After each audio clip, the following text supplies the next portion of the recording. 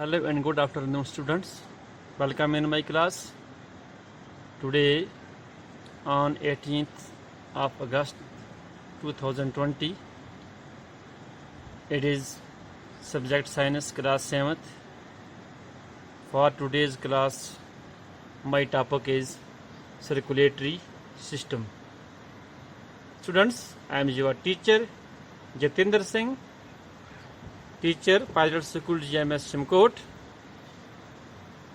तो बच्चों, आज हम क्या पढ़ने जा रहे हैं? Circulatory system. सबसे पहले इसके बारे में जान लेंगे। What is circulatory system? It is actually a transport system in which substances move throughout our body. इससे पहले हमने किसके बारे में पढ़ा था? ट्रांसपोर्ट इन प्लांट्स के बारे में आपको याद होगा। इसमें जाइलम और फ्लोएम तमाम ट्रांसपोर्ट सिस्टम कैरी आउट करते थे। बट यहाँ पर हम किसके बारे में पढ़ रहे हैं? Animals circulatory system, specially human यानी कि इंसान का सर्कुलेटरी सिस्टम क्या होता है। तो ये क्या है? असल में ये एक ट्रांसपोर्ट सिस्टम है जिसमें कुछ खास सब्सटेंस जिनको हमें ज़रूरत है अंदर लेने की, जिस्म के हर हिस्से तक पहुँचाने की, जिस्म के हर हिस्से से उसको जिस्म से बाहर निकालने की, ये सभी कुछ कौन कैरी आउट करता है? Circulatory system. तो बच्चों, एक और चीज़ नोट कर लोगे आप। ये पहला पॉइंट है, इसको पॉइंट नंबर 1 कर लेंगे हम।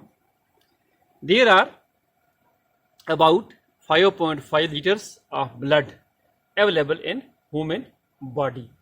हमारे जिस्म में कितना खून होता है? तकरीबन 5.5 लीटर खून हमारे जिस्म में होता है। ये उस इंसान के लिए है जो इंसान फिजिकली हेल्दी है। ये किसी बीमार, किसी बुजुर्ग, किसी बच्चे के लिए नहीं है। क्योंकि जब हम साइंस में बात करते हैं तब हम एवरेज की बात करते हैं। हो सकता है किसी को 6 लीटर भी हो सकता है किसी को 4 भी हो सकता है किसी को 4.5 लीटर ब्लड भी हो। लेकिन जब हम एवरेज की बात करते हैं तो एवरेज में ये कितना आता है? 5.5 litres of blood which is present in human body. Blood क्या करता है? दूसरा point, blood carries food and oxygen to each and every cell of body. Blood क्या करता है? क्योंकि आप ये जानते हो बच्चों कि जितनी भी जानदार चीज़ें हैं, जितने भी एनिमल्स हैं, खासकर इंसान या बाकी जानवर, ये ऑक्सीजन के बगैर जिंदा नहीं रह सकते। इसी तरह से जो प्लांट्स हैं, पौधे हैं, वो कार्बन डाइऑक्साइड के बगैर जिंदा रह नहीं सकते हैं। तो हमें किसकी ज़रूरत है? कंटिन्यूसली हमें ऑक्सीजन की ज़रूरत है विच कम्स फ्राम प्लांट्स। तो जब हम उसको सांस में से अंदर लेते हैं तो ब्लड क्या करता है? इस ऑक्सीजन को थ्रू रेस्पिरेटरी सिस्टम जिस्म के हर हिस्से, हर सेल तक ले जाता है। और वहाँ से जब बर्निंग ऑफ फूड होती है, उस फूड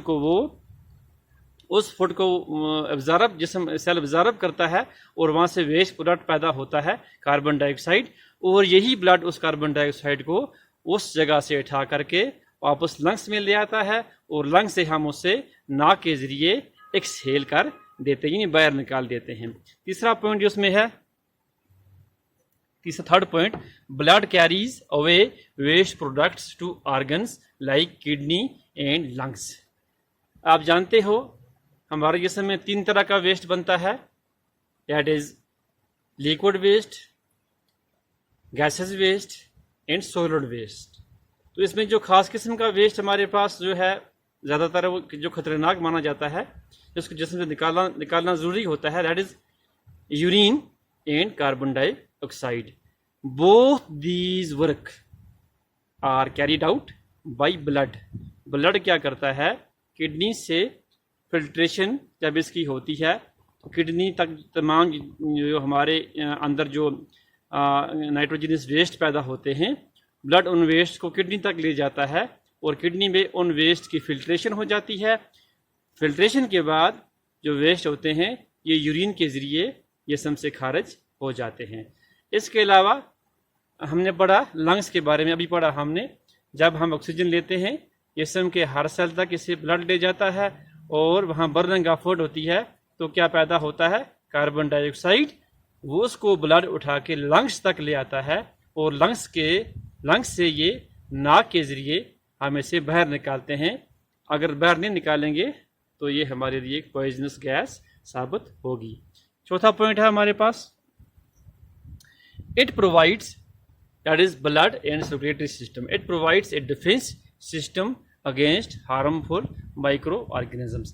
कभी कभी बच्चों क्या होता है, हमें ज़ुकाम, बुखार, चेस्ट इन्फेक्शन या कभी कहीं और कोई इन्फेक्शन लग जाती है। अगर हम दवाई नहीं भी लेते हैं तो हमें क्या होता है, हमें उससे बीमारी से कुछ दिन के बाद खुद ही हम ठीक हो जाते हैं। क्या वजह है? वजह ये है कि हमारे खून में, हमारे सर्कुलेटरी सिस्टम में एक डिफेंस सिस्टम मौजूद होता है जो उस इन्फेक्शन के खिलाफ लड़ता है, उन माइक्रो ऑर्गेनिज्म को किल करता है, उनको कमज़ोर करता है और हम हील अप हो जाते हैं। तो एक बहुत अहम पॉइंट है कि ब्लड एंड सर्कुलेटरी सिस्टम क्या प्रोवाइड करता है हमें? डिफेंस सिस्टम जिससे हमें प्रोवाइड करता है। पांचवा पॉइंट जो है हमारे पास, circulatory system helps in blood clotting. जब हमें लग जाती है, कहीं जख्म आ जाता है, अगर हम उस पर मरहम पट्टी या स्टिच कभी कभी लगते हैं, वो ना भी लगाएंगे तो छोटा हल्का जो जख्म होता है उसमें खुद ब खुद ही खून क्लॉट हो जाता है, यानी जम जाता है और जो ब्लीडिंग होती है वो रुक जाती है। This system is also due to blood and circulatory system. तो एक एम सिस्टम है, खुदा की तरफ से बना हुआ है। जब भी हमें ज़ख्म लगती है तो ज़ख्म के फ़ौरन बाद वहाँ पर फिर सूजन हो जाती है और जो ब्लड निकलना शुरू हुआ होता है वो आहिस्ता आहिस्ता बंद हो जाता है और हम ठीक हो जाते हैं। छठा पॉइंट इसे पढ़ना है हमें, इट रेगुलेट बॉडी टेम्परेचर। एक खास पॉइंट है, रेगुलेशन ऑफ बॉडी टेम्परेचर। ये क्या होता है? जब सर्दी होती है तब हमारा जिस्म गर्म होता है और जब गर्मी होती है तब हमारा जिस्म ठंडा होता है। ये क्यों होता है? That is due to presence of blood in our body. हमारा जो ब्लड है ये जिस्म को उसी हिसाब से डाल लेता है जिस हिसाब का जिस लेवल की हमारे माहौल में ठंड या गर्मी होगी। इसी को कहते हैं रेगुलेशन ऑफ बॉडी टेम्परेचर। जो आखिरी पॉइंट हमारे पास, blood moves in the body through blood vessels.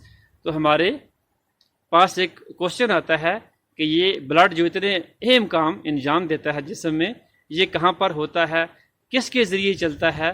तो आप ये बात नोट कर लो, लिख लो कि ये ब्लड वेसल्स के ज़रिए, ब्लड वेसल्स की आगे से अलग किस्में होती हैं, हम नेक्स्ट क्लास में पढ़ेंगे।